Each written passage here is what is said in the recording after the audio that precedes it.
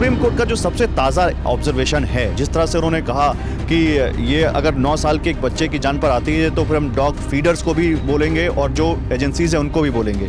क्या आपको लगता है कि अब ये मामला बहुत अब ऐसे मोड़ पे आ गया है जहां पर एक बड़ा फैसला आ सकता है उनके लिए, जो हमेशा ही मांग कर रहे हैं कि जो स्ट्रे डॉग्स हैं या स्ट्रीट डॉग्स हैं या जिनको हिंदी में वो आवारा कुत्ते कहते हैं, उनके खिलाफ कोई फैसला आ सकता है और कुछ बड़ा हो सकता है?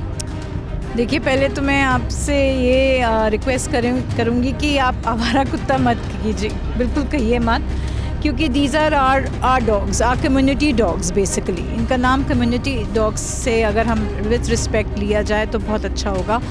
और दूसरी बात, supreme court, honourable supreme court है तो अब ज़्यादा मैं उनके बारे में नहीं बोल सकती, लेकिन जो मेन मुद्दा है वो है कि आज की डेट में sterilisation has not taken place at all till today.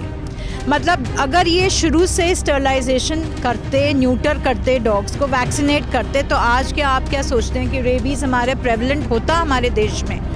Rabies तो कब का ख़त्म हो चुका था। It would have been rabies, our country would have been rabies free.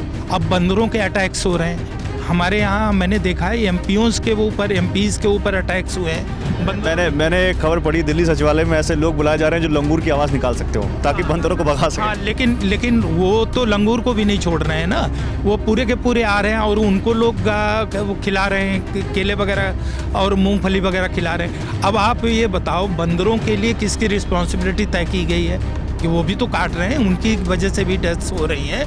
तो इसी तरह से कुत्तों के लिए एक रिजीम बना हुआ है, लीगल रिजीम है, उस लीगल रिजीम को फॉलो करना चाहिए। एजेंसीज काम नहीं कर रही या उनके ऊपर हम जिम्मा डाल रहे हैं, खाली वही जिम्मेदार हैं या इसके अलावा और भी लोग कोई जिम्मेदार हैं? हम इतना ज़्यादा करोड़ों खर्च करके इनके लिए जो ये बिल्डिंग शेल्टर बनाने की बातें कर रहे हैं, उससे अच्छा वॉर फुटिंग पे फीमेल डॉग्स को इस देश में स्टेरिलाइज करने का ऑर्डर सुप्रीम कोर्ट इशू कर दे, म्यूनिसिपल कॉरपोरेशंस को।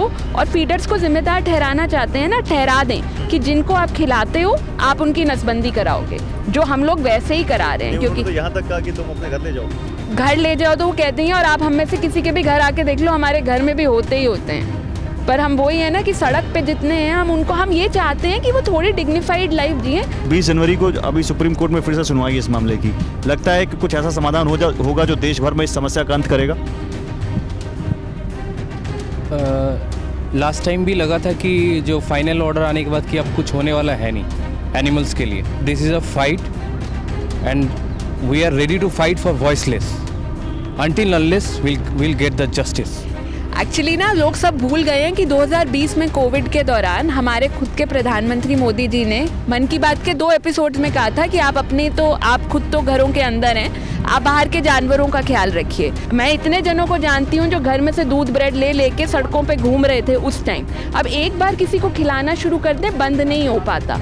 ऐसे करके 2020 से लेकर अब तक ये प्रधानमंत्री जी की देन है कि इतनी ऑर्गेनाइज्ड फीडिंग दिल्ली में शुरू हो गई है। पर वो अलग बात है, ये जो गिने चुने हेटर्स हैं, बिकॉज अब आई रियलाइज मे बी ये लोग माइनॉरिटी में हैं। देखिए, पार्टी के लोग इसका विरोध कर रहे हैं और पेटिशनर भी हैं इसमें। वो आप देख लीजिएगा। वो पर प्रधानमंत्री जी ने मन की बात के एपिसोड में कहा था कि गली के जानवरों का ख्याल रखिए।